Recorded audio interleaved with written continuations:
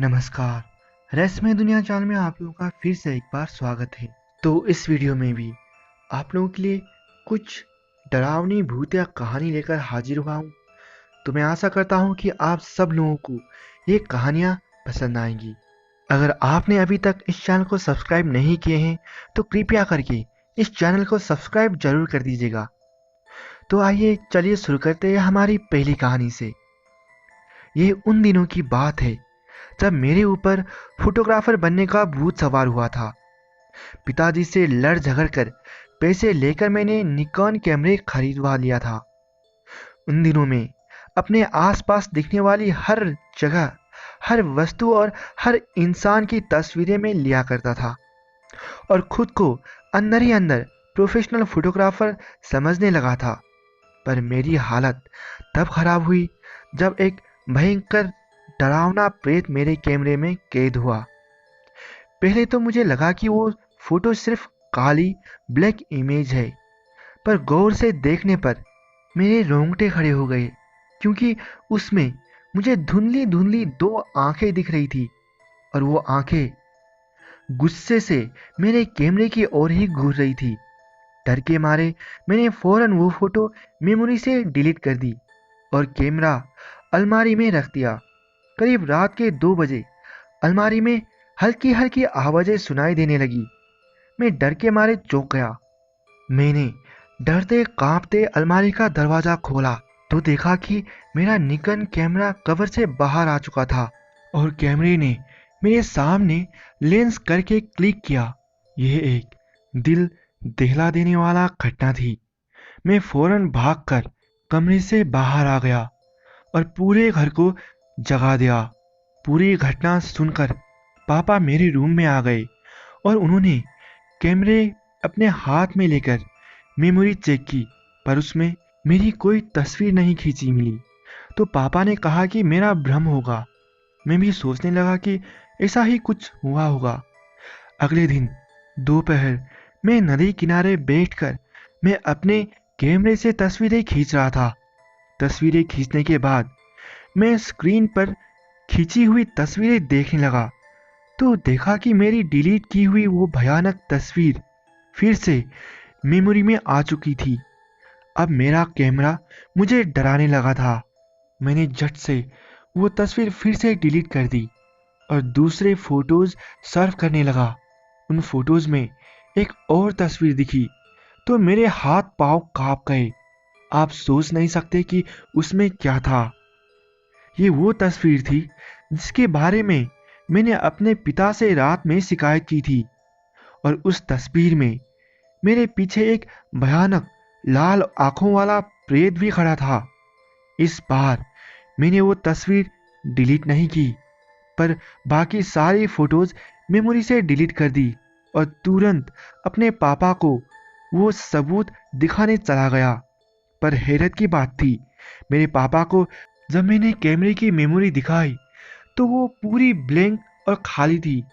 मेरे पापा मुझ पर उस दिन खूब गुस्सा हो गए। उन्होंने मुझे कहा कि तुम्हें कैमरा पसंद नहीं तो फेंक दो या बेच दो, पर इस तरह की बेफुजूल डरावनी कहानियां लेकर मेरे पास कभी मत आया करो। अगली रात फिर से मेरे डर का आतंक शुरू हुआ।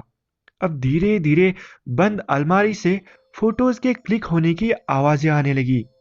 मुझे पता था कि ये कोई मेरा वहम नहीं है, क्योंकि मैं पारलौकिक घटनाओं में न मानने वाला एक संपूर्ण नास्तिक इंसान हूं। सुबह में मैंने हिम्मत करके कैमरा निकाला और फिर से मेमोरी देखने लगा। उसमें कोई भूत की तस्वीरें तो नहीं थी, पर एक काली फ्रेम वाली फोटो मिली जिसमें लाल अक्षरों से लिखा था कि मुझे कैद करने की गलती की सजा तुम्हें अपना खून देकर भुगतनी होगी। उस फोटो को देखने के बाद मेरे होश उड़ गए थे और मेरी धड़कनें भी तेज हो चली थी। मुझे यह भी पता था कि इस धमकी वाले फोटो को किसी को दिखाने से पहले ही वो मेमोरी से गायब हो जानी है। मैंने 35,000 में खरीदा हुआ निकॉन कैमरा 10,000 में बेच दिया। मुझे पता नहीं कैसे मेरी वजह से उस कैमरे में वो भूत प्रेत या जो भी हो कैद हो गया था, पर शायद वो प्रेत यही समझ रहा था कि मैंने जानबूझकर उसे कैद किया है। अब मुझे फोटोग्राफी और कैमरे के नाम से भी चिढ़ है और हर वक्त डर लगा रहता है कि कहीं कैमरे वाला भूत प्रेत मुझे कोई नुकसान न पहुंचा दे। तो दोस्तों, आपको ये हमारी पहली कहानी कैसी लगी? तो आइए चलते हैं हमारी दूसरी कहानी की तरफ। हमारा नाम काशी भट्ट है और हम जाति से ब्राह्मण हैं। हम शादी ब्याह जन्म मरण जनेव शांति पाठ कथा यज्ञ और अन्य तरह के कर्म कांड करने का काम करते हैं। मैंने करीब 1 साल पहले ही ये कर्म कांड वाला हमारा पुश्तैनी काम शुरू किया था। काम अच्छा चल रहा था, पैसे भी खूब मिल रहे थे और यजमान गण की ओर से भेंट भी काफी मिल रही थी। पर एक खतरनाक घटना के कारण मेरी जिंदगी दर्द और खौफ से भर गई थी। किसी की तकलीफ दूर करते करते मेरी अपनी जान आफत में फंस गई। प्रेत निकाला अनुष्ठान करना मेरी जिंदगी की सबसे बड़ी भूल थी। कुछ दिनों पहले की बात है, जब एक परिवार अपनी तकलीफें लेकर मेरे घर आया। उनके पूर्वज में से कोई प्रेत बनकर भटक रहा था और जिसके लिए मैंने शांति पाठ करने और उस प्रेत की मुक्ति का अनुष्ठान करने की उन्हें सलाह दे दी। वो लोग बोले कि आप ही ये सब करा दो। मुझे उन जटिल क्रियाओं का अनुभव तो नहीं था, पर उस अनुष्ठान की रीत जरूर पता थी। पहले तो मैंने उन्हें मना किया, पर जब उन्होंने 11,000 की गड्डी मेरे सामने रखी तो मैंने सोचा कि ऐसे यजमान को हाथ से जाने देना मूर्खता होगी। मैंने फौरन हामी में हाँ भर दी और अगले ही दिन सुबह पवित्र अनुष्ठान करने उनके घर जा पहुंचा। मैंने श्लोक बोलने शुरू किए और उन सबको अग्नि के सामने हाथ जोड़कर बैठा दिया। अनुष्ठान के शुरू हुए अभी 5 ही मिनट हुए थे कि धड़ाम से उनके घर की अलमारी गिरी। यह संकेत था कि उनका पूर्वज प्रेत हाजिर हो चुका है। जल से भरे पानी के लोटे उछलकर इधर उधर गिरने लगे और भयानक आवाजें आने लगी। मुझे यकीन नहीं हो रहा था कि यह सब दिन के उजाले में हो रहा था। तभी अचानक उस गुस्सैल प्रेत ने अदृश्य स्वरूप में ही रहकर यजमान की बेटी की गला पकड़ लिया और वो उसे दबाने लगा। वहां तो चीख पुकार मच गई और सच कहूं तो मैंने ऐसी भयानक मंजर पहली बार देखा था। मुझे तो लगा था कि अनुष्ठान के मंत्रोच्चारण से प्रेत की मुक्ति हो जाएगी, यजमान के परिवार को शांति मिल जाएगी और मुझे पैसे मिल जाएंगे। पर वहां की हकीकत काफी डरावनी थी। मैंने यजमान की बेटी को गायत्री मंत्र वाला जल पिला दिया और वो फौरन ठीक हो गया। अब उस गुस्सेल प्रेत ने यजमान की पत्नी के बाल पकड़ लिए और उन्हें घसीटने लगा। ये सब देखकर मेरे तो होश उड़ गए। मैंने उन्हें भी पवित्र जल पिलाया और वो भी ठीक हो गई। इस बार उस गुस्सेल प्रेत का निशाना मैं था, क्योंकि मैं ही उन लोगों को उस प्रेत के प्रकोप से बचा रहा था। अचानक ही अंदर एक धधकती हुई परछाई घुस गई। मेरे पूरे बदन में आग सी लग गई। डर के मारे मैं चिल्लाने लगा। मेरा दिल बैठ सा जा रहा था, क्योंकि मुझे लगता था कि वो प्रेत मेरे शरीर में आकर स्थिर हो चुका है। यजमान ने फौरन फोन करके मेरे घर वालों को वहां बुला लिया। मेरे परिवार वाले मुझे वहां से उठाकर घर ले गए। मेरी हालत काफी खराब थी। मैं सदमे में था। 3 दिन तक कुछ खाया नहीं और डर के मारे सोया तक नहीं। इन दिनों मेरे शरीर भट्टी की तरह जलता रहता था और मुझे खून की गंध आती रहती थी और हर वक्त जान दे देने का मन किया करता था और डर के मारे मैं छोटे बच्चे की तरह रोता रहता था। रात में कभी कभी तो मुझे ऐसा महसूस होता था कि सोते वक्त कोई मेरी छाती पर चढ़कर बैठ गया हो और मेरा गला दबा रहा हो। वो एहसास दिल दहला देने वाला एहसास था। मेरे परिवार वालों ने हमारी ब्राह्मण समाज के अनुभवी पुरोहित को घर में बुला लिया और उन्हें मेरा उपचार करने के लिए प्रार्थना की। वो अनुभवी पुरोहित फौरन पहचान गए कि मैं एक प्रेत की चपेट में आ गया हूँ और वो प्रेत मेरे शरीर में आता जाता रहता है। वो पुरोहित मेरी आंखों की पुतलियों की ओर अपनी 2 उंगलियां दिखाकर कुछ धार्मिक मंत्र बोलने लगे और उन्होंने जोर से चिल्लाकर मेरे ऊपर एक अंजूरी भर पानी फेंक मारा। उनके ऐसा करते ही जैसे मेरे अंदर से आग का गोला बाहर निकल गया और पूरे शरीर में ताजगी और मधुर ठंडक फैल गई। मैंने उनके पैर छुए और प्रेत से त्रस्त परिवार को भी इन अनुभवी पुरोहित से मिला दिया। उन्होंने मेरे उन यजमान की तकलीफ भी उसी दिन दूर कर दी। मैंने उस दिन से किसी भी तरह का भूत प्रेत मुक्ति अनुष्ठान न करने की कसम उठा ली। जिसका काम उसी को साजे, जान है तो जहान है। तो दोस्तों, ये हमारी दूसरी कहानी आपको कैसी लगी? तो आइए चलते हैं हम अब तीसरी कहानी की तरफ। मेरा नाम रमन है और मैं भावनगर में रहता हूँ। हमारा केवल का बिजनेस है और आज मैं आप सब लोगों को उस किस्से के बारे में बताना चाहता हूँ जिसमें मेरी जान जाते जाते बची थी। जूनागढ़ के गिर जंगल में हम 3 दोस्त जंगली जानवर देखने गए थे। वहां मुझे जानवर तो ज्यादा नहीं दिखे, पर नाखून से मांस नोचती चुड़ैल मिल गई। ये मेरी खुशकिस्मत थी कि आज मैं ये सच्ची घटना शेयर करने के लिए जिंदा हूँ। 2 साल पहले की बात है।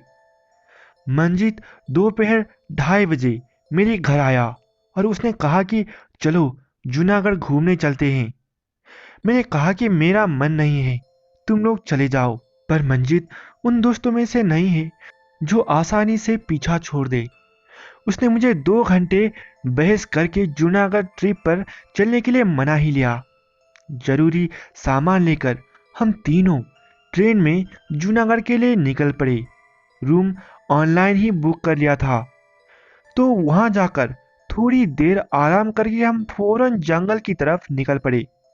मेरे साथ मंजीत, गोविंद और हमारा फॉरेस्ट गाइड था। उस समय दोपहर के 12 बजे थे, तो हमने एक पेड़ के नीचे बैठकर थोड़ा आराम करने का फैसला किया। तभी मेरी नजर नदी पर गई। वहां दूर एक हिरन पानी पी रहा था। मैंने देखा कि उस हिरन का एक पैर नहीं था। उसके पास जाने का दिल किया। मैं अकेला ही नदी की ओर बढ़ने लगा। तभी अचानक उस हिरन ने पलट कर देखा मुझे और मुझे लगा अब ये डर कर भाग जाएगा। पर वो हिरन तो मेरी ओर आने लगा और मुझसे 3 मीटर के फासले पर खड़ा होकर मेरी ओर घूरने लगा।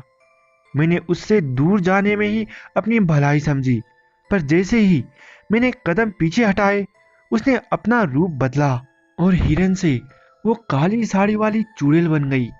मैं अपने दोस्तों की ओर भागा, पर उसने लपक कर मेरे दोनों पेड़ पकड़ लिए और मुझे गिरा दिया और वो मेरे सीने पर बैठ गई। मैं पागलों की तरह चीख मारने लगा। मेरे दोनों दोस्त और हमारा टूर गाइड दौड़कर मेरे पास आए और पकड़कर मुझे जमीन से उठा लिया। उन लोगों को पास आता देखकर वो चुड़ैल भागकर दूर खड़ी हो गई थी। मैंने उन तीनों से कहा कि वो सामने रही डरावनी काली साड़ी वाली चुड़ैल, उसी ने मुझ पर हमला किया था। मंजीत, गोविंद और हमारा टूर गाइड एक दूसरे की ओर देखने लगे और मेरे पर हंसने लगे, क्योंकि उन लोगों को वो भयानक चुड़ैल दिखी ही नहीं थी। और उसके बाद छांव में ले जाकर उन्होंने मुझे पानी पिलाया और हम आगे चल दिए। घूमते घूमते शाम हो गई थी। करीब 6 बजे हम होटल की ओर लौटने लगे। मैंने मुड़कर देखा तो पाया कि वो चुड़ैल अब भी हमारा पीछा कर रही थी, पर वो सिर्फ मुझे ही दिख रही थी। अगले दिन सुबह हमें घर वापस निकलना था, इसीलिए हम डिनर खाकर रात में 10 बजे तक सो गए। होटल में करीब रात के 3 बजे हमारे कमरे का दरवाजा किसी ने खटखटाया। मुझको लगा कि कहीं दरवाजे पर वो चुड़ैल ही होगी, इसलिए मैंने मंजीत और गोविंद को जगा दिया और दरवाजा खोलने को कहा। दरवाजा जैसे ही खुला तो हमने देखा कि वेटर खड़ा था। उसे देखकर मेरी सांस में सांस आई। वेटर ने मेरा नाम पुकारा और कहा कि आपके पिता बाहर पार्किंग में खड़े हैं, वो आपको नीचे बुला रहे हैं। मैं समझा कि शायद पापा मुझे सरप्राइज देने जूनागढ़ आ पहुंचे होंगे। मैं फौरन दौड़ता हुआ नीचे भागा और मेरे दोनों दोस्त आंखें मलते हुए फिर से सो गए। नीचे जाकर देखा तो पापा ही थे। मैं उनसे गले मिला, पर अचानक पापा का रूप बदल गया और हकीकत में वो तो गिर जंगल वाली चुड़ैल थी जिसने जाल बिछाकर मुझे वहां बुला लिया था। और मेरे मुंह से आवाज निकले उससे पहले वो मुझे बालों से घसीट कर गिर जंगल की ओर ले जाने लगी। मैं तो अधमरा हो गया था। अब मैं उस चुड़ैल की कैद में था और जंगल में उसी नदी किनारे पड़ा था। उस चुड़ैल मुझे नाखूनों से नोचने लगी और काटने लगी जैसे कि मैं उसका खाना हूं। तभी अचानक एक विकराल प्रेत आया और वो उस चुड़ैल पर हमला करने लगा। शायद वो दोनों मुझे खाने के लिए ही झगड़ रहे थे। मेरा डर का एहसास मर चुका था। मुझे पता था कि अब इन्हीं दोनों में से एक मेरी जान निकालने वाला है। भीषण लड़ाई में उस प्रेत की जीत हुई और वो चुड़ैल हार मानकर कराती हुई अदृश्य हो गई। अब वो प्रेत मुझे खाने के लिए शायद मेरे पास आ रहा था। उसके पैर की आहट मैं आज भी महसूस कर सकता हूँ। उसने मुझको मेरे बालों से पकड़कर खड़ा कर दिया और खसीटते हुए उसने मुझको हाईवे पर लाकर फेंक दिया। मैं जान लगाकर भागता और दौड़ता हुआ होटल तक आया और अपने दोस्तों को जगाकर अपने साथ हुई घटना के बारे में बताने लगा। पर वो दोनों इस बात से ही मुकर गए कि रात में किसी वेटर ने दरवाजा खटखटाया था और मैं कमरे से बाहर भी गया था। शायद मैं कभी साबित ही ना कर सकूं कि मैंने किसी प्रकार का आतंक झेला था। पर उस रात मैं मौत के मुंह से वापस आया था। कोई माने या ना माने, यही उस रात की सच्ची हकीकत है। इतना दर्द और तकलीफ सहने के बाद भी मेरे शरीर पर एक भी खरोच का निशान नहीं आया था। यह भी एक हैरत भरी बात थी। और ऐसी घटना जिन पर बीतती है वही समझ सकता है। तो दोस्तों, आज के लिए इस वीडियो में इतना ही। तो आपको ये कहानियाँ कैसी लगी?